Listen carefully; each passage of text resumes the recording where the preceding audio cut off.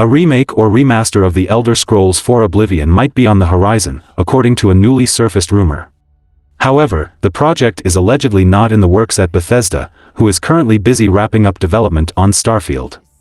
All of that might change within the next 24 months, according to a recently leaked roadmap detailing the upcoming projects from the Paris branch of Virtuos, an international studio specializing in remakes, remasters, and AAA co-development efforts. Namely, the Singapore-based company is currently said to be working on an updated version of The Elder Scrolls 4 Oblivion, which is codenamed Alter. The supposedly Unreal Engine 5-powered game is reportedly targeting a late 2024 or early 2025 release, depending on whether Virtuos ends up delivering a remaster or a full-fledged remake. Virtuos' alleged project roadmap containing this claim surfaced on the Gaming Leaks and Rumors subreddit over the weekend, with that community's mod team reporting that they had verified the identity of its poster as an ex-Virtuos employee. The source of the leak deleted both their post and Reddit account within hours of sharing the info, but not before it was reported by Xfire. Apart from the alleged Oblivion remake, the Paris branch of Virtuos is currently said to be developing a narrative climbing game, codenamed Ominous, and the next expansion for New World, Amazon's 2021 MMORPG. The same source claimed that the studio is presently working on an ambitious AAA title aptly codenamed Massive, which will supposedly combine Shadow of the Colossus-like gigantic bosses with the co-op gameplay loop of mainline Monster Hunter games. Finally, Virtuos is currently also working on Metal Gear Solid Delta, which the leaker claimed is internally codenamed Cobra. Originally released in early 2006, Oblivion is still widely considered to be one of the best RPGs ever created. Aside from its immense cultural influences that are still felt to this day, the fourth installment in the long-running franchise is also notable for being the first TES game to fully commit to the action RPG formula.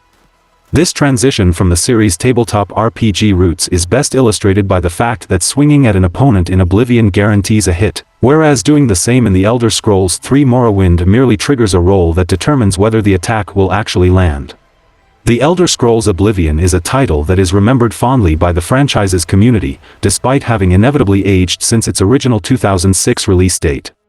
This is why recent strong rumors regarding a full remake of the game are gaining traction so fast, with the prospect of experiencing the title built for modern hardware being quite fascinating. Of course, it is still important to acknowledge the potential pitfalls that a full remake of The Elder Scrolls Oblivion could bring.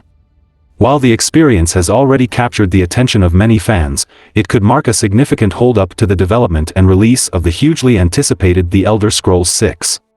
The potential benefits of an Oblivion remake are clear to see. The title has fallen to the wayside in recent years despite its positive overall reception, with Skyrim getting the brunt of the franchise's attention. A running joke has formed regarding the number of re-releases Skyrim has experienced since its original 2011 launch, with Oblivion never having the time to experience any form of post-launch attention beyond a few DLCs. An Oblivion remake could be the perfect way to introduce a new generation of fans to a beloved Elder Scrolls title, while of course allowing older fans to see the game in a new light on modern hardware. The rumors indicate that the release of the Oblivion remake could come as soon as 2024 or 2025, meaning the release would likely come before the Elder Scrolls 6. With the current consensus being that TES 6 could release closer to 2030, the rumors may confirm that the next mainline release is further away than expected. If the Oblivion rumors are true, then the near future of the Elder Scrolls as a franchise would be dominated by the release. While the involvement of Virtuos means that Bethesda would have more resources to still maintain the development of the Elder Scrolls 6, an Oblivion remake would mean Bethesda is confident that a new mainline release is not coming anytime soon. It would of course be a joy to re-experience Oblivion through a more modern lens on Unreal Engine 5. Yet it may feel like a bittersweet step backwards for fans who have been recently engrossed in anticipation for the Elder Scrolls 6. Or Bethesda could take some Oblivion mechanics when working with Virtuos for the remake for the Elder Scrolls 6, it could be mutually beneficial for gamers and Bethesda. Red Dead Redemption and its Undead Nightmare expansion are coming to Nintendo Switch and PlayStation 4 on August 17th, courtesy of Rockstar Games and Double 11 Studios. Rumors have been swirling for quite some time now that Rockstar was preparing to release a Red Dead Redemption remaster or even a full-blown remake of the 2010 classic, but it seems that those rumors were not true. Based on what's been shown so far, this new version of Red Dead Redemption is not really a remaster. It's more of a slightly enhanced port that brings the open-world western to some modern platforms. But what may make some fans really scratch their heads is how this new version of Red Dead Redemption is skipping completely over major platforms and is going to retail for a whopping $50 despite the game being over a decade old and not bringing any notable new content to the table. Fans may also be confused about Rockstar's release plans for Red Dead Redemption. August 17th is the day that PS4 and Switch gamers can pick up Red Dead Redemption digitally, with a physical release to follow on October 13th. There will be no native PS5 release of the game, though it will still be playable on Sony's latest console thanks to its backward compatibility with the PS4's library. There will also be no Xbox version of the game, though the original Xbox 360 version is at least playable on modern Xbox consoles. Most disappointing of all, Red Dead Redemption is still not coming to PC with this re-release. Fans have been asking for a PC version of the game for years, but it seems that they will have to keep waiting on that front. It also seems as though this re-release of Red Dead Redemption will be missing one of the original game's major features, online multiplayer. This has yet to be confirmed, but the announcement makes no mention of multiplayer, and in fact makes it a point to highlight that the bundle includes both classic single-player experiences. Red Dead Redemption Online multiplayer was well received at the time of its release, and some fans may be disappointed that it's seemingly being left by the wayside with this port. It's easy to see how many Red Dead Redemption fans are going to be disappointed by this announcement, but it is still going to be nice to have John Marston's adventure accessible on Switch and PlayStation consoles. The inclusion of the Undead Nightmare expansion is a nice bonus as well, though it remains to be seen if it's enough to appease fans who may be upset at the lack of a PC port or the fact that the game is not getting the proper remaster treatment. The trailer for the PS4 and Switch ports of Red Dead Redemption has been slammed with dislikes on YouTube with 112,000 dislikes versus just 36,000 likes. While the PS4 and Switch ports of Red Dead Redemption will finally give players on those systems a chance to get their hands on Rockstar's beloved Old West title, many gamers have expressed disappointment at the high price of the ports. With a price tag of $50, only slightly cheaper than most new console releases, the pricey port of the acclaimed but aging title has been viewed as a cash grab by some disgruntled gamers. Responding to these complaints in a statement to IGN, Take-Two Interactive CEO Strauss Zelnick stated, "That's just what we believe is the commercially accurate price for it." The often controversial and always outspoken Take-Two CEO was backed up by the company's EVP of Finance, Hannah Sage, who noted that the ports also come bundled with the Undead Nightmare expansion which had previously been released as a standalone title. Despite including both the base game and its zombie-filled expansion for less than the cost of most new releases, many gamers are still frustrated with the high-priced port. These frustrations are compounded by the fact that Red Dead Redemption's ports lack both multiplayer functionality. They could have done more with a native PS5 version adding DualSense support and 3D audio, and they didn't even bother thinking about it. Shortly after Rockstar Games announced that a remastered version of Grand Theft Auto V was coming to next-gen consoles, CEO of Take-Two Interactive Strauss Zelnick spoke to media outlets regarding the company's strategy for remakes and remasters. Interestingly, Zelnick went on record claiming that Take-Two was not interested in simple ports and wanted to update its games with enhanced visuals and features if it was going to expend the resources to bring them to modern hardware. While this has certainly been the case for re-releases and ports of Grand Theft Auto V, which is undeniably Rockstar and Take-Two's golden goose, the same can't be said for any of the other IPs. The Grand Theft Auto Definitive Edition release should have been a massive success for both Rockstar and parent company Take-Two, taking three of the most beloved and influential open-world games ever made and packaging them together on modern hardware. Instead, the company delisted the previously available versions of the three PS2 classics and then required fans to repurchase inferior versions of the titles. Now, in a move that is the literal opposite of what Take-Two's CEO claimed in 2021, the company is releasing a simple port of RDR, even though fans have been clamoring for a remake for years. Of course, it should be noted that the quality of the PS4 and Switch Red Dead Redemption ports is an unknown quantity at this point.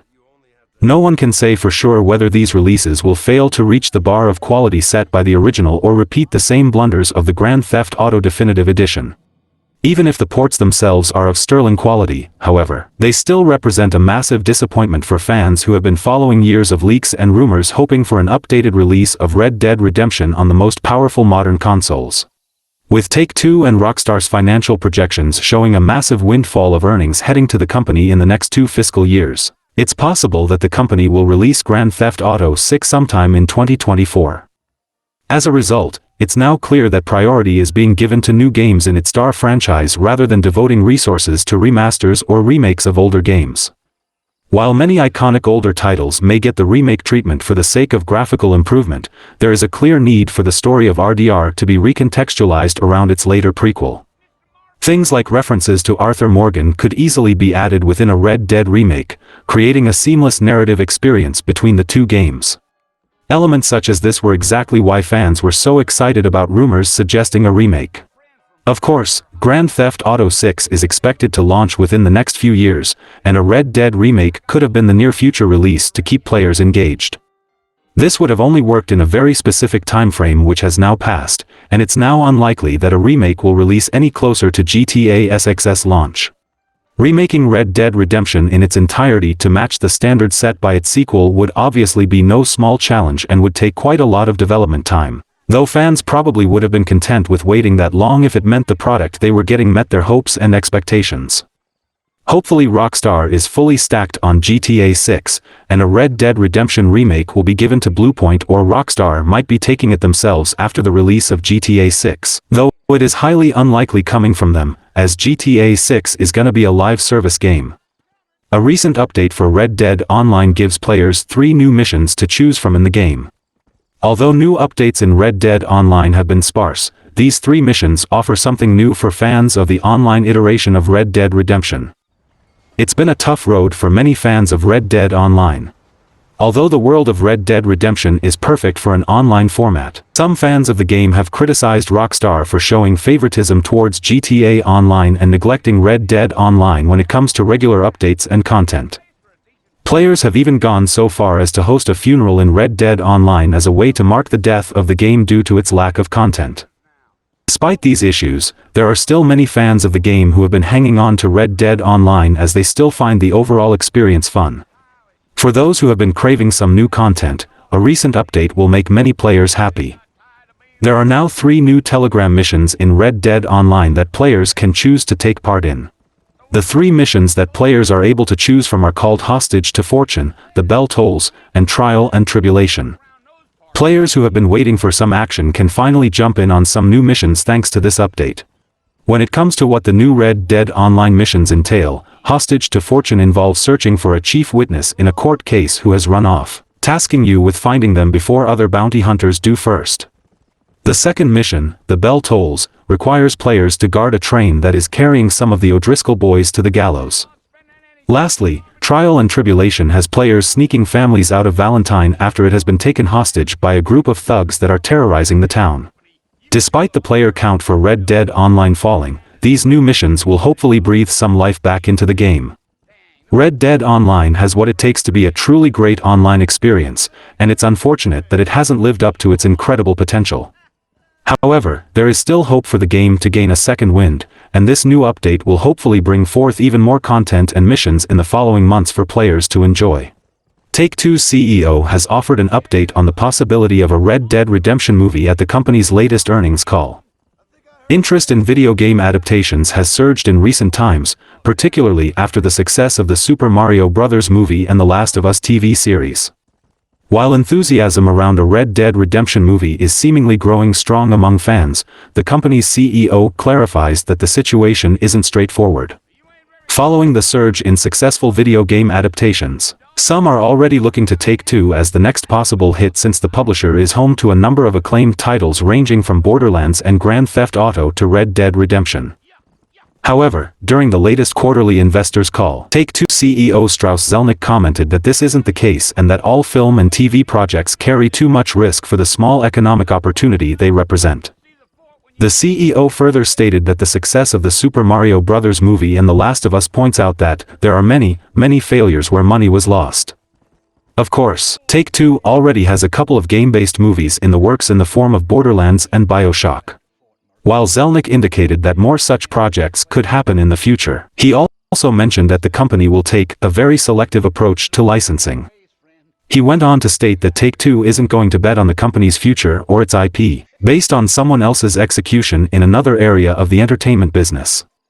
The CEO doesn't specify names, but his statement heavily implies that fans shouldn't expect a Red Dead Redemption movie to happen anytime soon and that the likelihood would partly depend on the success of its existing movie projects. It's worth noting that the movie sector has already proven tricky for Take-Two. Back in 2008, the Max Payne movie release followed a lukewarm reception from the audience, amassing $40.7 million domestically against a $35 million production budget.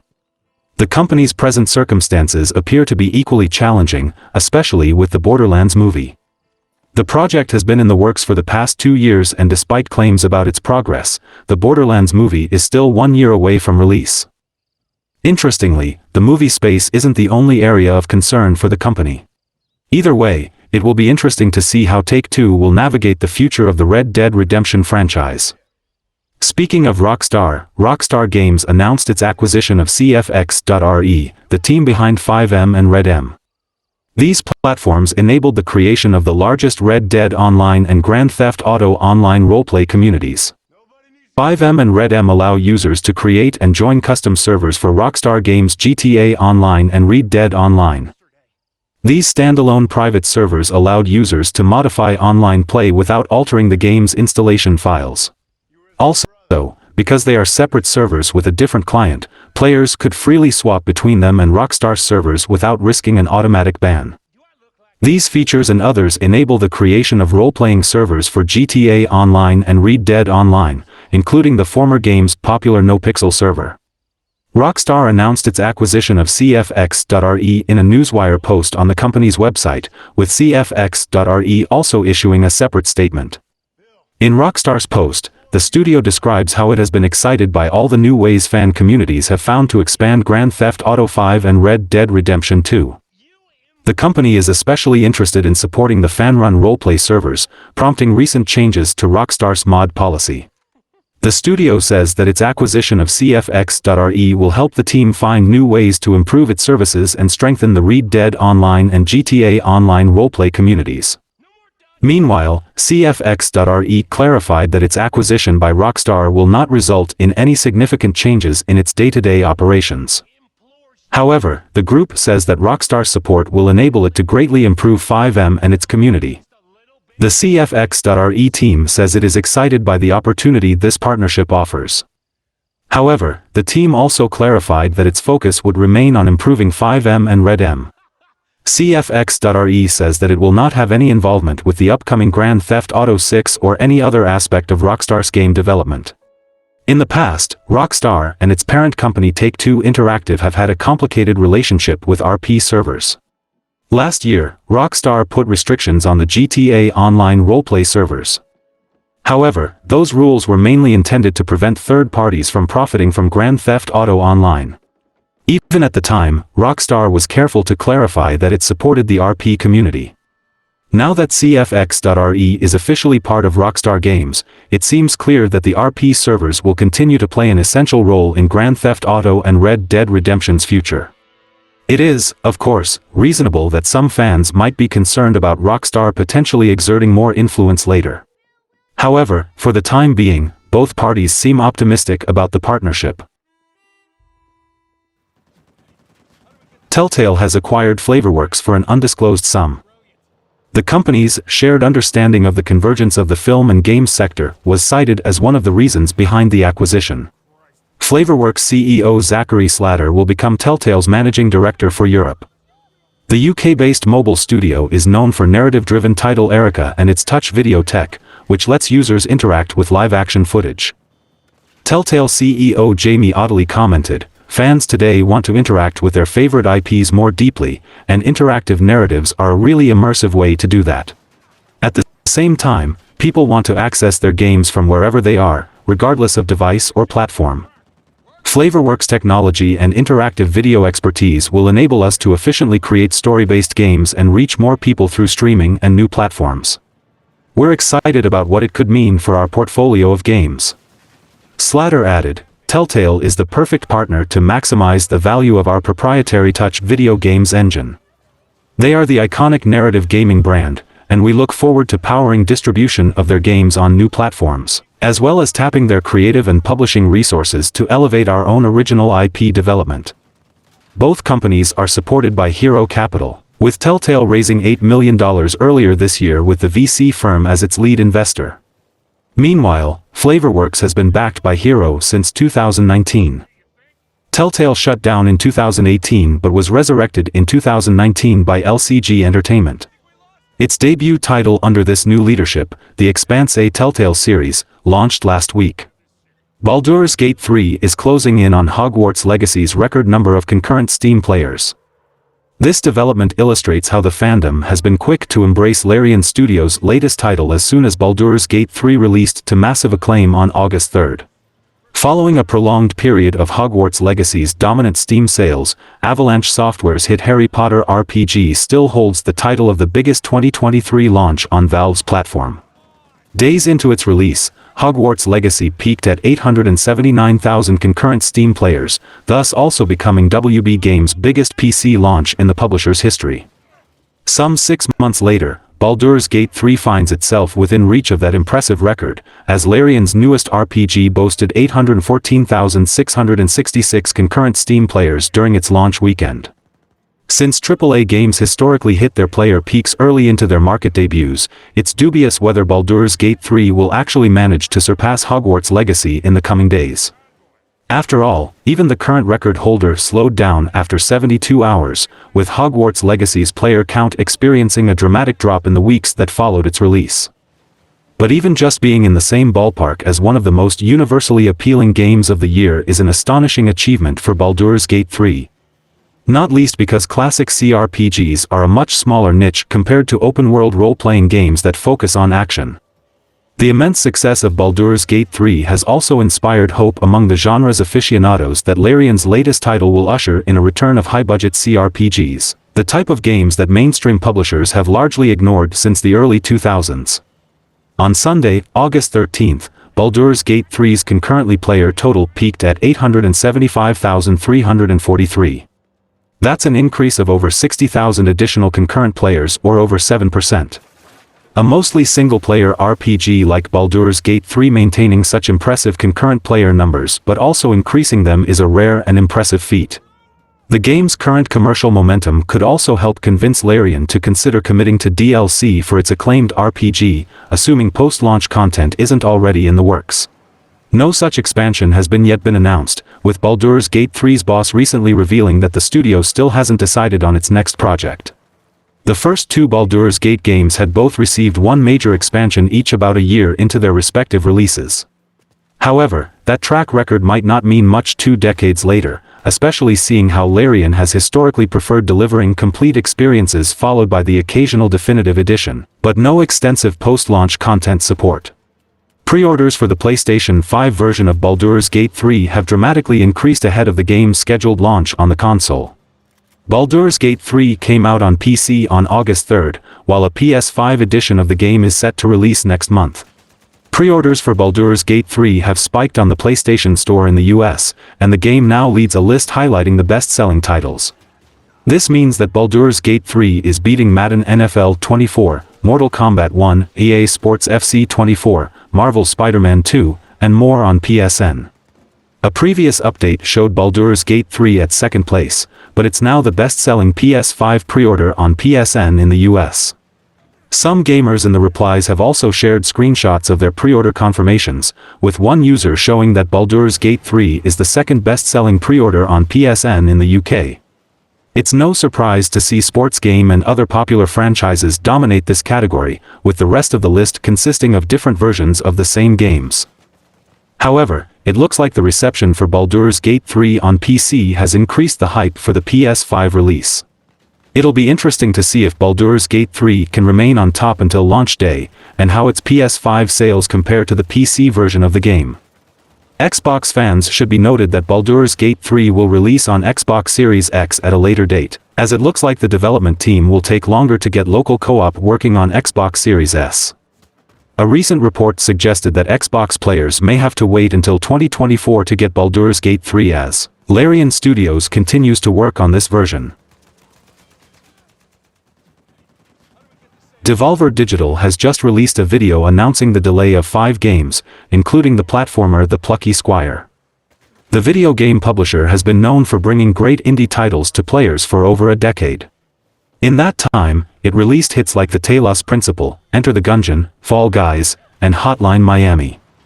Arguably Devolver Digital's biggest early success, Hotline Miami is one of the best games for John Wick fans and helped put the publisher on the map. The company has been busy since then, releasing dozens of games with many more in the works. Devolver Digital, and the various developers it works with, are certainly busy at the moment, and fans of indie games have lots to look forward to. Unfortunately, it seems these gamers will be waiting a bit longer than expected for some highly anticipated games. Devolver Digital has announced that The Plucky Squire and 4 other games are all being delayed from this year into 2024. The other titles being delayed are Stick It to the Stickman, Skate Story, Anger Foot, and Pepper Grinder. The delayed games range from 2D platformers to first-person shooters, and none have a definitive release date at this time. Also mentioned in the video are games that are still set to come out this year, including Gunbrella, Wizard with a Gun, and The Talos Principle 2. In addition to delays, it's worth noting that Devolver's share price has continued to plunge in recent weeks. As mentioned by Yahoo Finance in June, the company's share price declined 58% within a year. But the dip has continued since. Looking at the past month, Devolver's share price was up to $25 on July 27 but has consistently gone down since, to $14.75 at close yesterday. For reference, Devolver's share price peaked in January 2022 at $218.50. These delays are likely to be a disappointment for fans, as well as for the developers and Devolver Digital. Still, the publisher seems to be taking the setbacks in stride, making the announcement video funny and upbeat. Calling it the Devolver Digital Delayed Showcase, the announcement was performed in the style of exciting reveals of new games, and the banter between the two hosts might elicit a few chuckles from many viewers. The Plucky Squire could take Paper Mario to another level, and having to wait another year for it will surely frustrate many. However, Devolver Digital is trying to keep fans upbeat. Gamers can also take some consolation in all the titles that are still on track for this year. The Talos Principle is one of the forgotten puzzle games that deserve a playthrough, and a sequel this year should be welcome news for fans of the original. There are plenty of other games on track for a 2023 release that should scratch that indie itch while waiting for one of the delayed games. The Plucky Squire could be a great alternative to Little Big Planet, and its storybook charm will likely draw lots of players. While its delay will be frustrating for some, these gamers will, hopefully, find some other games in the Devolver Digital catalog to keep them busy until next year. The long-awaited Final Fantasy VII Ever Crisis mobile game is releasing on September 7th. Final Fantasy VII has spawned an entire expanded universe of spin-off games, an animated full-feature film, and tie-in novels since it launched to universal acclaim on the original PlayStation. The release of Final Fantasy VII Remake has led to a renewed focus on Midgar and its inhabitants in recent years. Crisis Core Final Fantasy VII Reunion brought the cult classic handheld title to consoles last winter, and next year will see the remake saga continue in Final Fantasy VII Rebirth. In the meantime, a small collection of Final Fantasy VII mobile spin-offs was announced to help make the wait for Final Fantasy VII Rebirth a bit easier for die-hard fans. While the multiplayer battle royale title Final Fantasy VII The First Soldier was shut down less than 2 years after it went live in November 2021. Another FF7 mobile game is still building toward its eventual release later this year, and now players have an exact date for this upcoming RPG. The official release date for Final Fantasy VII Ever Crisis was revealed in an image posted on the game's official Twitter account. This message revealed that Ever Crisis will launch on iOS and Android-compatible mobile devices on September 7th, as heralded by a promotional shot of Final Fantasy VII heroes Cloud Strife and Zack Fair standing side by side. The post also reminded players to pre-register for Final Fantasy VII Ever Crisis on Square Enix's official website. As mentioned before, Final Fantasy VII Ever Crisis was first announced alongside the first Solitaire and the PlayStation 5 version of Final Fantasy VII Remake in February 2021. Directed by longtime Final Fantasy head creative Tetsuya Nomura, Ever Crisis is a mobile RPG that retells the story of the compilation of Final Fantasy VII in a single title. In addition to reliving the tales of Zack, Cloud, and countless other beloved FF7 characters, Ever Crisis will reportedly dive into the backstory of Final Fantasy VII's infamous villain Sephiroth by exploring his early years as a member of the elite fighting force soldier. Ever Crisis looks like it could be a fun way for fans to catch up on the lore of Final Fantasy VII ahead of FF7 Rebirth next year, and players will only have to wait a few more weeks to check it out. Players can now pre-register for Final Fantasy VII Ever Crisis, which will allow them to dive straight into the action when the game goes live next month. Dragon Ball Z Kakarot has confirmed the release date of its 5th DLC, which will adapt the events of the 23rd World Martial Arts Tournament. The original game released in 2020, where it gave fans the chance to re-experience the entirety of the original Dragon Ball Z in an action RPG format, letting the players explore the Dragon world at their leisure while combating a variety of enemies. While the base game would adapt the events of the DBZ era, Bandai Namco has been releasing DLC that expands beyond it to feature content outside of it. The 5th DLC pack goes back in the timeline, where it will focus on the final arc before Dragon Ball's transition to Z, the 23rd World Martial Arts Tournament. With this DLC focusing on Dragon Ball's World Martial Arts Tournament, it will feature all the battles that take place at the event, which includes the final battle between Son Goku and Demon King Piccolo's reincarnation. This expansion can be considered a prequel to DBZ Kakarot itself, as it has iconic moments like the very first time audiences saw Goku grow from a young child into a young man. The release date for this DLC has been revealed, and fans will get to play it very soon. Bandai Namco announced that this DLC for Dragon Ball Z Kakarot will be released worldwide on August 17th. This was accompanied by a piece of the game's teaser art, which depicts the final confrontation between Goku and Jr. The art also depicts the early version of young adult Goku, where the hero is slimmer looking and lacking the defined muscles he'd gain later in life. The tournament DLC will also have some different gameplay mechanics when compared to the normal game, where players will get to battle with Goku using a unique ground battle mode. In this mode, fighters can get knocked down and have to get up before the 10 count or else they lose, or can be knocked out of the arena for an instant victory. On top of that, players won't only control Goku in this DLC, as Tien will also be playable in the World Tournament DLC. In terms of what comes after this DLC, it's mostly up in the air. Leaks of Dragon Ball Z Kakarot's DLC plans indicate that it could possibly focus on what is referred to as the Peaceful World Saga, which supposedly will cover the time-skip events that take place after the Buu Saga.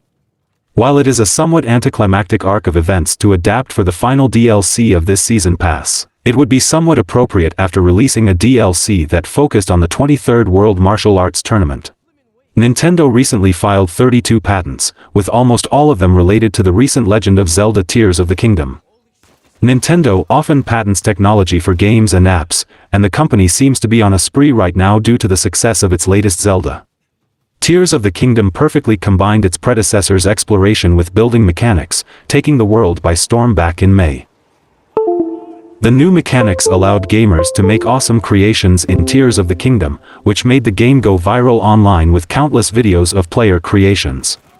Because of that, Nintendo is keen on protecting its tech.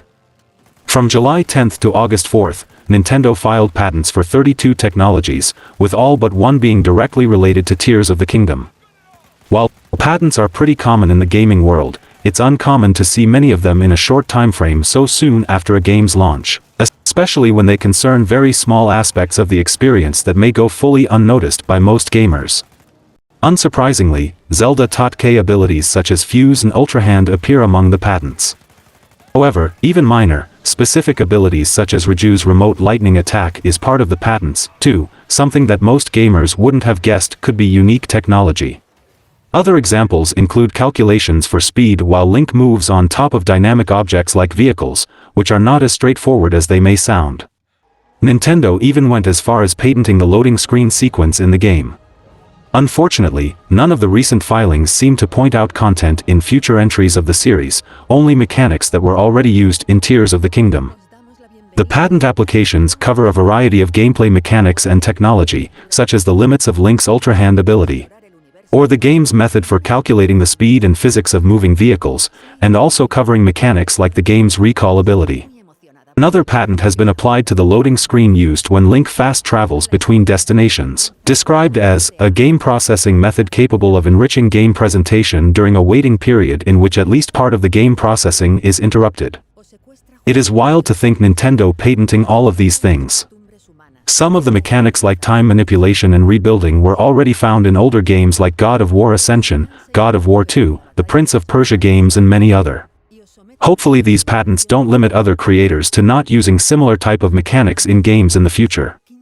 Sony recently filed a patent for a new video game feature that could simulate in-game odors, not unlike the infamous smell-o-vision systems of old. Sony has made efforts to increase player immersion in video games during the PlayStation 5 era, thanks to the DualSense controller's haptic feedback and the console's 3D audio support. These features allow players to feel different in-game sensations using different controller vibrations and have sounds occur around them as if they are actually inside their favorite first-party PS5 title. While gaming consoles have always used a player's sense of sight, hearing, and even touch to bring virtual worlds to life, there have been a few efforts to bring odor into the mix over the years. Microsoft once toyed with the idea of a scent-emitting Xbox One controller, and a small company known as Haptic offers a special development kit for VR games that emit scents at certain moments. However, these efforts have remained fairly niche, and have drawn comparisons to the scratch and sniff scent cards and fairground cinema experiments of decades past. Now Sony is looking to bring the ever-elusive scent of smell to its homegrown gaming experiences with a newly filed patent. This patent describes a system that could provide players with a fragrance during certain in-game moments with a detachable accessory. Said aromas would come from cartridges like the ones included with Xbox's pizza-scented TMNT controllers, which would be triggered in sync with certain lights and sounds from a given video game. Sony has filed several different patents over the past couple of years, and most of them pertain to possible new features for the PlayStation 5 or even a future gaming console. Some are meant to help players improve their skills at a certain game by offering a special dojo to practice their skills or an AI couch to assist with inventory management. Others describe smarter parental controls that could prevent younger players from accessing age-inappropriate content and even give a better look at the PS5 access controller. Only time will tell if Sony's latest smell-related patent will lead to success, especially given the ill-fated attempts to add odor to movies and television in the past. However, the idea of a console giving off certain fragrances during in-game moments is an interesting one, and could help increase player immersion if done right. There are still various technical issues to be addressed regarding this new, smell-o-vision-like aroma system, so players probably shouldn't expect to see it anytime soon. In fact, it's possible it will never materialize in any significant way at all, as companies file patents all the time that never result in a tangible consumer product. Sony might be working on its own Power Glove-style gaming peripheral, at least according to a newly filed patent. Sony has filed many such patents over the past couple of years for a wide variety of possible PlayStation 5 features.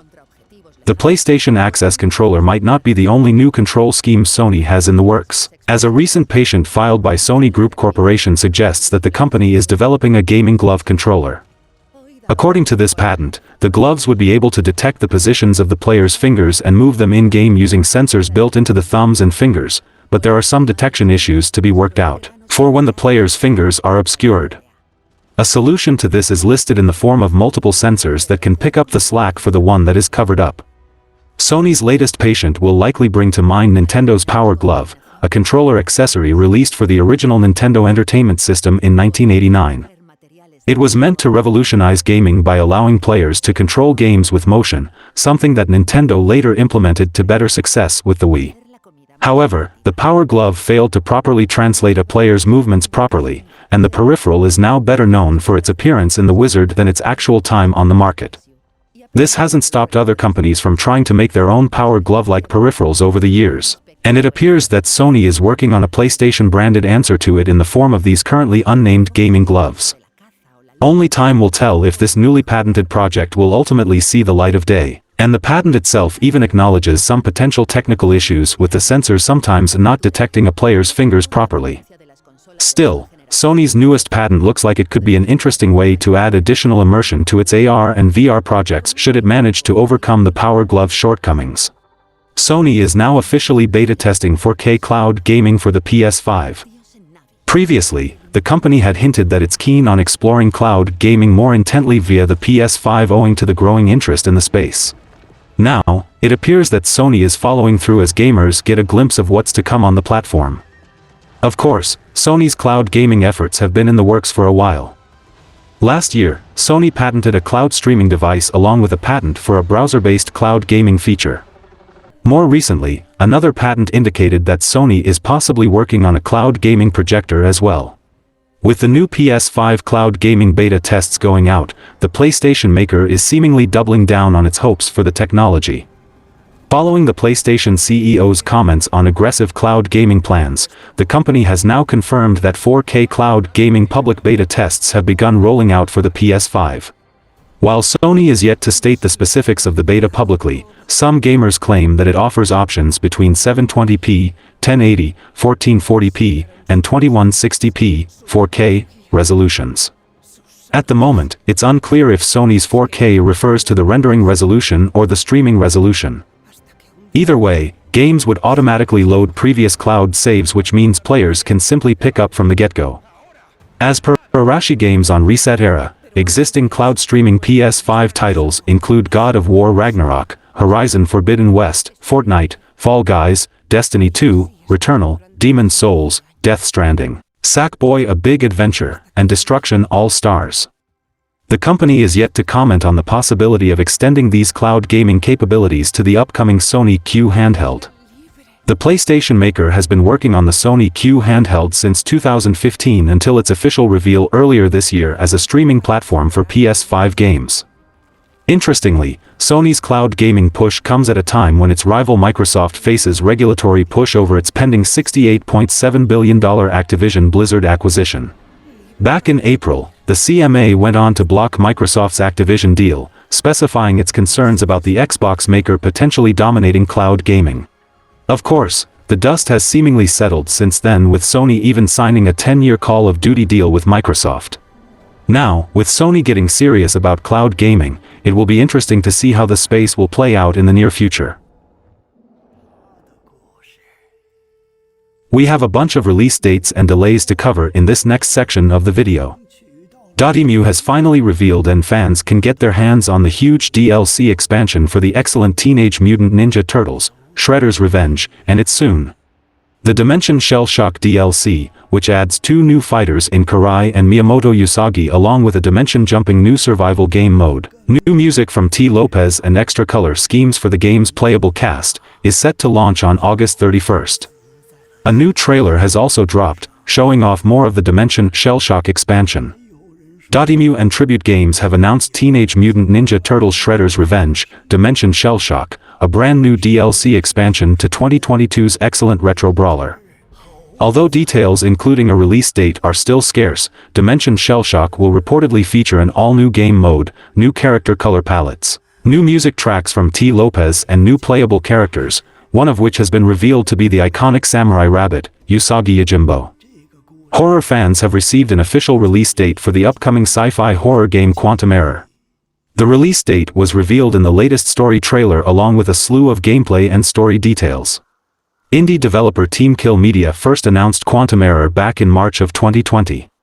After several announcements regarding which platforms the game would be available for, the studio has finally confirmed an official release date for Quantum. Confirmed by PlayStation in a new story trailer, Quantum will be releasing for PS5 on November 3rd of this year. Along with the PS5 release date, fans also got an updated look at the game's cinematic sequences and some of its first-person gameplay. The trailer shows off the main protagonist Fire Captain Jacob Thomas as he attempts to put out fires while battling humanoid and monstrous enemies. Weapons and tools shown in the trailer include a variety of guns, a fire hose, a sledgehammer, and even an axe. A unique resuscitation mechanic was also shown in a brief clip.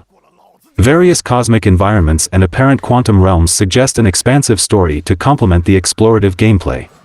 As for the story itself, fans were able to hear a cryptic storyline voiceover for the duration of the trailer, giving them a few hints at what their main mission and objectives might be. Previously, the developers had planned to release the game on PS4 alongside the exclusive PS5 launch, but the PS4 release was scrapped earlier this year. The developers also announced back in June that they were struggling to optimize the game for Xbox due to SSD differences between the PlayStation and Xbox consoles. As of now, there is still no official release date for the PC or Xbox Series versions of the game. With the highly successful releases of the Dead Space and Resident Evil 4 remakes, Quantum Error comes at a time when horror fans' appetites and expectations are at an all-time high. There will no doubt be comparisons made between these games, which likely gives Quantum Error a high bar to clear. Last year's release of sci-fi horror game The Callisto Protocol met an unfortunate fate of mixed reactions, something that Quantum Error will need to avoid repeating. With current difficulties in bringing the game to multiple platforms, fans may be concerned about the launch success of Quantum Error. But, in spite of challenges, Team Kill Media remains hard at work to ensure that horror and sci-fi fans alike will have a satisfying new addition to their gaming libraries come November. Remedy Entertainment has announced that it's pushing the release date for the upcoming Alan Wake 2 to October 27th. The studio, which has reportedly been developing Alan Wake 2 since at least 2017, finally announced that the much-anticipated sequel will be hitting stores this October. However, it now appears that Remedy may be shifting its schedule slightly. While October is already packed with numerous high-profile titles like Assassin's Creed Mirage, Super Mario Bros. Wonder, and Spider-Man 2, Remedy previously stated that the studio isn't worried about the competition for Alan Wake 2. Remedy's communications director further mentioned that the studio's only worry is about making the best game possible and that competition will always be there. In any case, it appears that the company may be walking back on that statement now following the announcement of the delay. As per Remedy, the launch of Alan Wake 2 is officially moved to October 27th, a delay of 10 days.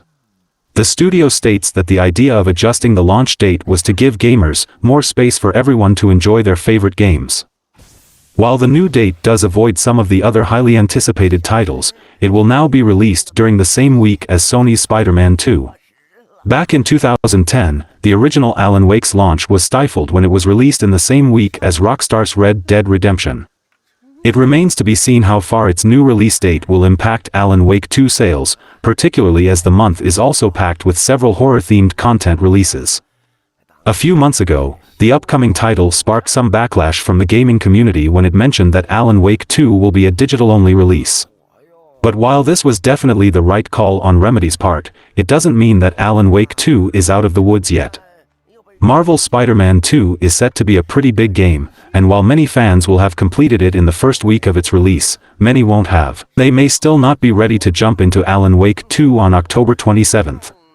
Additionally, a handful of games are still set to come out just before Alan Wake 2's new release date, with Cities Skylines 2, Metal Gear Solid Master Collection, and even fellow survival horror game Alone in the Dark all set to release in the days leading up to Alan Wake 2.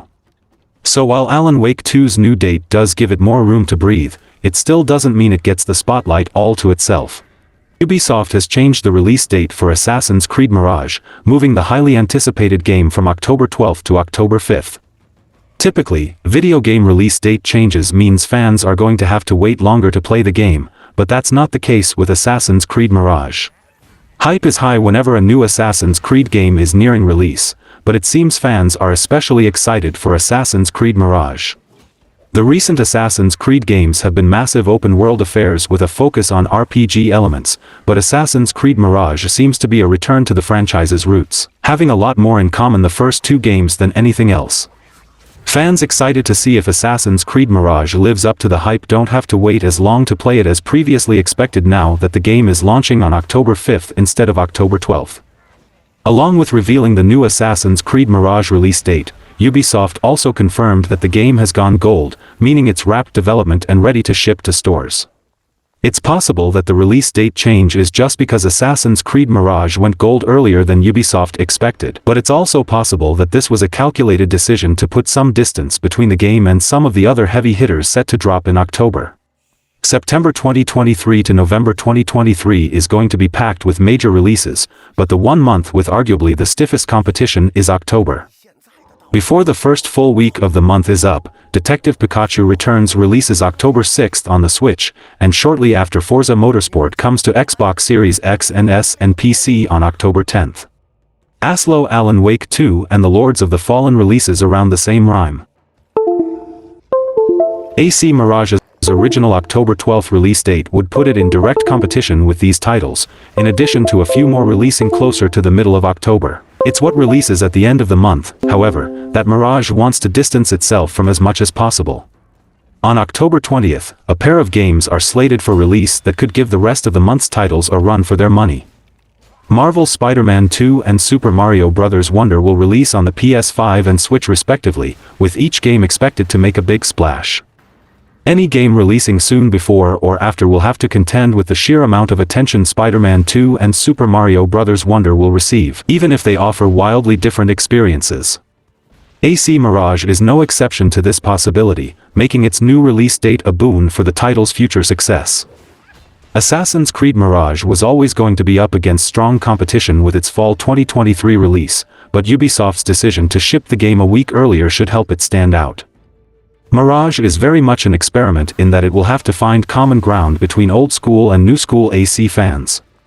By putting more distance between Mirage and other AAA games, Ubisoft is giving more gamers an opportunity to consider diving into the next AC entry before committing to October's other big releases. A game like AC Mirage is a long time coming for fans of the franchise, but it won't be able to rely on that alone for success. Ubisoft is giving the game better odds by moving up the release date, and hopefully its confidence in Mirage is an indication of its overall quality and polish. If it turns out to be everything fans have been hoping for, then Mirage may stand a chance in October and through the rest of the competitive holiday season. For those looking for more experiences like what Mirage promises to be, this extra week on the market could turn out to be a major difference maker. Following a period of relative silence about the franchise's future following the mixed reception to 2021's Far Cry 6, it's been announced that Drew Helms, the series' former narrative lead, is stepping into the role of IP director for Far Cry at Ubisoft. No new information was given about the series' next entry as part of the announcement, possibly lending credence to a leak from earlier this year suggesting that gamers may be in for a bit of a wait before the release of the next Far Cry game. Bursting onto the first-person shooter scene in March 2004 with the launch of the original Far Cry, Ubisoft's open-world series has undergone some significant changes over the years. While largely retaining the first title's core gameplay loop of pitting players against hostile forces in a large, open environment, subsequent entries in the franchise placed a stronger emphasis on story. Despite receiving praise from players over the years for its entertaining and increasingly over-the-top antagonists, complaints about repetitive gameplay and occasionally frustrating mechanics have plagued many recent entries in the Far Cry franchise. As first reported by VGC, veteran series writer Drew Helms accepted a new position at Ubisoft as the IP director for the Far Cry franchise. News of Helms' promotion first appeared on his LinkedIn page, where the series' former narrative lead wrote that he was happy to take on the role of IP director and teased that there are big things in store for the Far Cry franchise. Prior to stepping into the new role, Helms had previously worked as the story lead on Far Cry, New Dawn and the fan-favorite Far Cry 5. News of Helms' new position comes just days after Ubisoft Toronto hinted at a new Far Cry game when it made a recruitment post on Twitter seeking applicants for multiple high-level positions on the Far Cry team. Helms brings a wealth of narrative experience to his role as IP director beyond just his work on the Far Cry franchise. Having also served as the lead writer for Irrational Games' critically acclaimed BioShock Infinite before joining Ubisoft. This may come as reassuring news to gamers who felt let down by what some considered to be an underwhelming story in 2021's Far Cry 6. While it will take more than some corporate reshuffling to return the Far Cry franchise to its former glory, this promotion could bode well for the series' future. And even though it may be a while until gamers learn what exactly Helms has in mind for Ubisoft's popular shooter series moving forward, having someone with his level of experience in charge of the Far Cry IP could be a very good thing for the franchise. A recent leak may have just revealed a new LEGO Harry Potter game on the way. LEGO games have been a hit with fans for years and have seen crossovers with several major franchises, including Star Wars and Batman. Gamers who love the wizarding world, however, haven't seen a new LEGO game set in the world of Harry Potter since the release of LEGO Harry Potter years 5 to 7. This may be changing in the near future if rumors of a new LEGO Harry Potter game are accurate. It's been a while since the subseries of LEGO games got a new release, but Harry Potter is seeing a revival in popularity at the moment. Many feel that, thanks to its massive success, Hogwarts Legacy proves LEGO games could tell more Harry Potter stories. With a resurgence of interest in all things related to Hogwarts, now could be the time to revive the LEGO games. It seems developer TT Games and publisher Warner Bros. May be thinking along the same lines. An Instagram post that reportedly appeared on the Warner Bros. South Africa account allegedly featured an image of LEGO Harry Potter, the TT Games logo, and the date August 25, 2023. The post was deleted shortly after, but it has been preserved and sent to some journalists, and efforts to confirm its authenticity are ongoing. So far, neither TT Games nor Warner Bros. Have issued any official statements on the matter. A LEGO Harry Potter game like LEGO Star Wars The Skywalker Saga has a ton of potential, but it will also need to do a lot to impress the fanbase. The franchise has not really had additional content following the titular character since the last LEGO game, and fans were just treated to their dream Harry Potter game. Traveler's Tales will need to make sure that the game hits all the right notes if it wants to make waves, and that may be easier said than done with little to iterate upon recently. With no official confirmation from the companies involved, and the post deleted, this news is just a rumor for the time being. Still, there is reason to hope that it could be accurate. People have been saying for some time that another Wizarding World LEGO game needs to happen, and there have been rumors that one is in the works. It has also been noted that date of August 25 coincides with the Gamescom event, which would be a plausible time to release the game. The past LEGO Harry Potter games occupy a high tier among Harry Potter games in general, and many fans would certainly agree that they're due for another installment. These players will surely welcome these rumors and mark their calendars for Gamescom and August 25. What should already be a highly anticipated show may just be getting a little more attention in the coming weeks. Some have argued that Hogwarts Legacy should start a new era of games in the Wizarding World, and a new LEGO Harry Potter could very well kick this era off. While the news is far from certain, there's enough corroborating evidence to take it seriously and keep an eye out for more information as Gamescom approaches. The reveal trailer for the upcoming Teenage Mutant Ninja Turtle game from THQ Nordic, TMNT The Last Ronin, has dropped online, teasing the first ever video game adaptation of the popular comic. TMNT The Last Ronin was reported to be in development back in March, but at that point, the studio behind the game was still unknown. The Last Ronin is a bit darker than the typical commercial Teenage Mutant Ninja Turtles series seen on the big screen or on television. The 2020 IDW published comic tells the story of the lone surviving turtle on a quest for revenge. Interestingly enough, the identity of the last remaining brother is initially a mystery. Outside of reports that the game was in development, the only other major information made available is that the game would take inspiration from Sony Santa Monica's God of War games. During a THQ Nordic showcase, the publisher gave us our first look at TMNT The Last Ronin.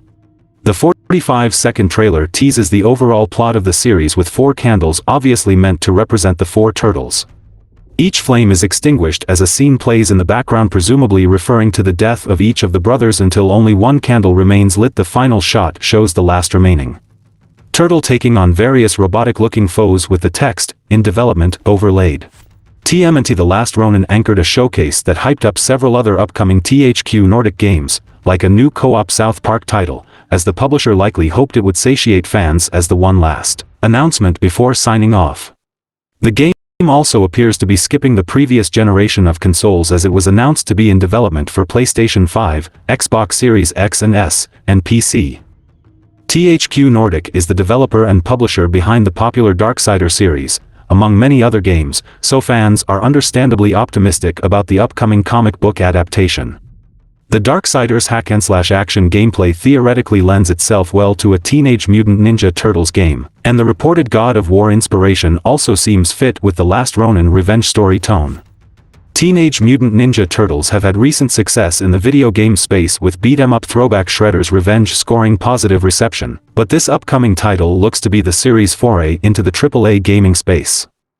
All in all, reports surrounding The Last Ronin are saying all the right things to fans of the franchise. Between the New Mutant Mayhem animated film and the Turtles crossing over with Street Fighter VI, it very much feels like the franchise is having a resurgence in pop culture. Hopefully, a brand new video game will be the exclamation point the Teenage Mutant Ninja Turtles faithful are waiting for. No release date has yet been announced. Forza Motorsport, the next entry in the Xbox console-exclusive racing game franchise, will be missing 3 fan-favorite features at launch: Spectator Mode in featured multiplayer, Racing in featured multiplayer, and split screen. Prior to the 2023 Forza Motorsport game, the popular racing franchise had a new entry every 2 years, with most of its games earning quite a bit of acclaim. The first Forza Motorsport launched in 2005 for the original Xbox. The sequel that dropped a couple of years later, as did 2009's Forza Motorsport 3 and 2011's Forza Motorsport 4.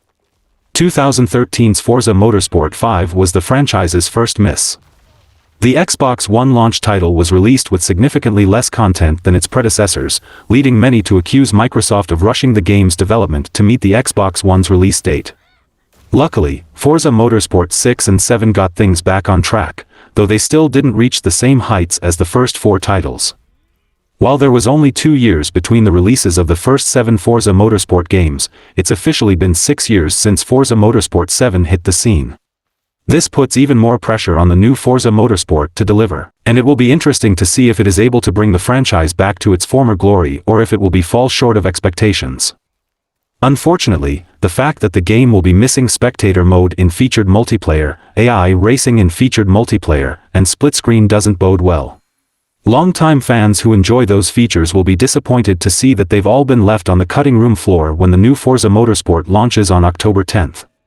It is also missing drift and drag racing on launch. Now, it's worth pointing out that the Forza Motorsport developer delivering this bad news repeatedly said that those fan-favorite features won't be in the new racing game at launch. This certainly leaves the door open to the possibility that the developers will patch these features in at some point after Forza Motorsport October 10th release date, but fans will have to wait and see on that front. Some may recall when Microsoft had promised to patch in split screen for Halo Infinite after its launch, only for the feature to eventually be scrapped. It may be best for split screen enthusiasts to keep their expectations in check. It could be the Series S holding things back and the Game Pass effect combined, resulting in unfinished games, limitations, and excuses. Uncharted movie fans finally get an update on a possible sequel from the producer, and it's promising. The film adaptation of the Uncharted video game franchise started development in 2008, with some people questioning if it would ever see the light of day. The film was finally released in 2022 with a total box office run of $407 million worldwide on a $120 million budget. Although the film got mediocre ratings from most critics, it was widely enjoyed by audiences. With financial success and audience praise, Sony's CEO Tom Rothman called Uncharted their new hit movie franchise. In a recent interview with The Hollywood Reporter, Uncharted producer Charles Roven was asked if there's any interest in continuing the franchise after a successful first film. "Oh yeah, we had a really good time with that movie. The fans really liked the movie, and people who didn't know anything about the game really liked the movie," Roven said. "So we are definitely looking to make another one of those." A week after the first film's release, director Ruben Fleischer said he would like to return to the franchise for an Uncharted sequel. With interest from both the director and producer, it seems likely that Uncharted 2 will happen. However, fans shouldn't get too excited yet, as a few problems might delay the film's development. The first problem is that the actors and writers are currently on strike. Unless a script has already been finished for the sequel, they won't be able to write one now, and with the actors' strike, they cannot discuss casting or contracts for the movie. Uncharted lead star Tom Holland is currently taking a break from acting, and he still has concerns about returning to the Spider-Man role in a fourth movie, so he may not have interest in returning to the Uncharted franchise if they make a sequel. Holland was a big reason for the film's success, but recasting him and Mark Wahlberg in the sequel might be possible. Nathan Drake and especially Sully are older in the games than the actors who play them on screen. If Holland doesn't return for the sequel, getting an older actor and having it take place later could still work. Although Uncharted 2 seems likely, fans should expect a long wait as the strikes continue. The GPU overclocking game has reached a new level with the latest world record set by renowned overclocker Alan Splave Golubersuch. He was able to overclock the ASUS ROG Matrix GeForce RTX 4090 beyond 4 GHz, a feat that has been impossible to achieve till now with any GPU. Of course, normal cooling solutions would fall behind with this amount of heat, so the clock speeds were reached under liquid nitrogen, a common practice in the overclocking space. This achievement from Splave comes just a few hours after another overclocker reached 3975 MHz using an RTX 4090 from Colorful. The ASUS ROG Matrix GeForce RTX 4090 has not been released to the public just yet, but professional overclockers have been putting it through the paces. It comes with an all-in-one liquid cooling system with a 360mm radiator out of the box. However, as is common with these extreme overclocking sessions, the default cooling system was replaced by a Kingpin Cooling TEK9 Icon Extreme GPU pot designed to be used with liquid nitrogen or LN2. After multiple tests from different overclockers, Alan Golubersuch, better known as Splave, was able to break the 4 GHz barrier for the first time ever, achieving a new world record. The ROG Matrix GeForce RTX 4090 was able to pass the GPU Pi 32B 3.3 test at 4005 MHz as well as the GPU Pi 1B 3.3 test at 4020 MHz. Splave shared the achievement on his Instagram at Splaviac, calling it, "No big deal," once again proving that the NVIDIA GeForce RTX 4090 is the undisputed king of consumer graphics cards. In the race to break the 4 GHz GPU clock speed barrier, last week, Splave was able to reach a clock speed of 3945 MHz with the same card. But his record was broken by another overclocker named Sens, who was able to take the colorful 4090 iGame Lab to 3975 MHz on LN2. He shared his success on Twitter along with screenshots of CPU-Z, GPU-Z, and GPU Pi 3.3.3. Just hours after Sen's benchmark, Splave revealed that he had broken the 4000 MHz barrier with his ROG Matrix GeForce RTX 4090, which now seems to be the best RTX 4090 GPU for overclocking, even better than ASUS' own already overkill ROG Strix 4090.